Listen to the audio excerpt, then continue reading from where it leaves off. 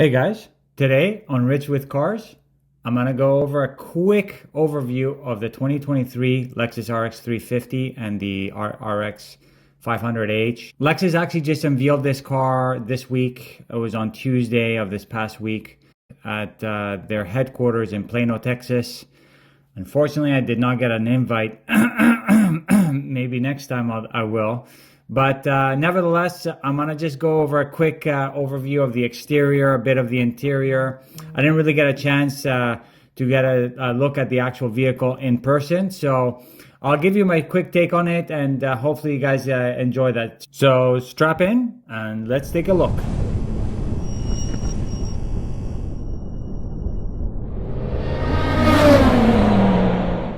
So jumping straight into it, as we look at the exterior of the vehicle, at the end of the day, we weren't really surprised because we got some teasers from Lexus leading up to the unveiling. And we had a sort of an idea of what the Lexus RX was going to be looking like for the next generation. The biggest surprise, in my opinion, was that front grille. I like the way that they actually integrated the grille now and sort of merged it with the rest of the body. They actually removed all of the surround around the grille to actually accentuate the grille. Now it's sort of part of the front bumper. You know, it's a different take on the spindle grille, to be honest with you. But nevertheless, I really, initially it took a little bit of time for me to get used to it, but the more I look at it, the more I actually enjoy it, especially the grille that is on the F Sport Performance on the 500h version. I really like what they did with the headlights. It's very similar to what they've actually done to the rest of the actual lineup, including the NX and the LX. It integrates both the daytime running lights and the headlights into one housing, and I think it looks quite futuristic and quite mature as well. And then I also enjoy what they did with the front side curtains as well. Very nice integration into the rest of the design itself. They also, I like the way that they actually integrated the hood character lines and the way it actually merges into the front grille and sort of accentuates that front area of the SUV itself. So really well done. Off to the side, first of all, the wheels that come with the RX500h F Sport Performance I really love. It's very similar to what they've done with other of the models in the F Sport range. I find that the actual design of the wheel is very similar to the original LC500 21-inch wheels on the upgrade with the black inserts. I think they're in 21-inch. The other thing that I really enjoyed quite a bit, if you guys notice on the front fender, there's like a black outline that basically surrounds the wheel well on the front portion of the wheel well. It's a really, really small detail, which I find really makes a huge difference in my opinion, especially when you have it on the white color, because it really stands out. The other thing also is the fact that the side of it didn't really change much compared to the previous generation. They changed a few of the body lines or the character lines, and I find that they, made some of the character lines, especially the one that actually goes from the side over the rear arches, a little bit more organic instead of being more straight lined, for example, because on the previous generation they had more straight line type of character lines. And then, of course, you get towards the rear where you have that floating roof on the C-pillar. They retained that, which I really enjoyed a lot. And then you get to the taillight, which basically goes around on the side. And I love the details that they put on the taillight in the rear, putting some of those swoosh marks from the Lexus logo, for example. So, they did a really, really good job.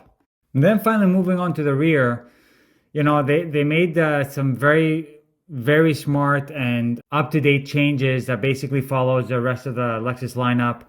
I love what they did with the rear taillights, making it into a single LED bar that goes from side to side. And I love how I mentioned just now graphics that they put on the edge of each side on the taillight, putting those swoosh marks. Really, really subtle, but making a huge difference once you actually look into the details And then, of course, they actually removed the Lexus logo and replaced it with Lexus writing in the rear, as they're doing with their other models like the NX and the LX as well. So really, really, really nice stuff. And then, of course, they actually removed the exhaust housings and actually replaced it with something cleaner.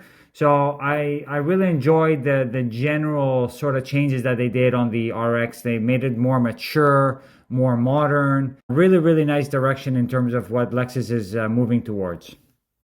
Now off to the interior. As I mentioned before, I didn't get a chance to take a look at the vehicle in person, so there's only so much that I can really talk about. But I mean, the main thing, to be honest, is they changed the infotainment system, of course, a little bit of the design on the middle console as well. They modernized the entire look of the interior as well. And of course they updated the gauge cluster now to fit with the remainder of the lineup of the Lexus lineup, and now they have that full digital cluster in the middle. That is, I believe it's 8 inches. But most of all, you know, what really is impressive is their new infotainment system. I think Lexus really listened to their clients, got the feedback from a lot of the automotive industry, especially the journalists and of course their clients, and decided to actually update the infotainment as they had initially with the NX, and then they did it with the LX. Now they're moving on forward with the RX as well, and they're doing a phenomenal job. Unfortunately, I haven't had the chance to really play around with the infotainment system, but hopefully in the short future, I'll be able to actually give you guys a bit of a better look on the infotainment. Now, moving along just a little bit, choice of materials is really nice. Apparently, they have a bunch of different choice of materials for the accents. Aside from, you know, a full aluminum type of look, they also have different types of finishes as well. You know, but at the end of the day, I think it's a much more mature, much more modern design on the interior. And hopefully I'll get an opportunity in the future to really give you guys a more in-depth look on the 2023 RX, especially for the interior. And then finally going over the different engine options that are going to come with the RX 2023. You're first going to get started with an RX350 that will come in either front-wheel drive or all-wheel drive. It'll come with a 2.4-liter turbocharged inline-4. Next one will be an RX350H, which will come in all-wheel drive. It is basically a full fuel-efficient hybrid system that features a front unit that integrates a high-torque 2.5-liter engine, and then it's got a hybrid system also to aid with the power. And then finally, Lexus's first ever RX F Sport Performance, which will be the RX500h, and that'll come in basically a 2.4-liter turbo hybrid that'll be producing 367 horsepower and 406 pound-per-foot of torque.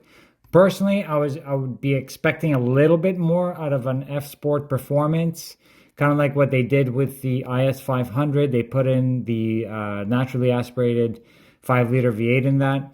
I would be a little bit more hopeful that they do something just a little bit more powerful for the 500h. But nonetheless, it's definitely the most powerful RX that they've come out with to date. In conclusion, Lexus did a phenomenal job with the new RX. I still need a little bit more time to get used to the design, but generally speaking, I do like it quite a bit. It's, like I said before, it's a little bit more modern and more mature. Of course, there's a bunch of other things that I didn't mention, which basically include a new platform for the vehicle, which is the GAK platform. It's actually a little bit better in terms of stiffness, in terms of weight. It's actually 198 pounds, I believe, lighter. So it actually will help in terms of performance. Let's also talk about some of the things like new tech, like the safety system 3.0, which has a whole bunch of different stuff in there. It's got the new multimedia system. They also integrated Direct 4, which is basically their new all-wheel drive technology that merges both electric and non-electric powertrains into the drivetrain of the vehicle. So all in all, Lexus did a great job for their best-selling vehicle. And hopefully, once it comes out towards the end of this year, we'll have a better idea in terms of how it actually performs in terms of sales. So I hope you guys enjoyed, and stay tuned for the next video coming up for next week. Hopefully I'll have something special for you guys. So thanks a lot for watching. I'll see you on the next one. Take care.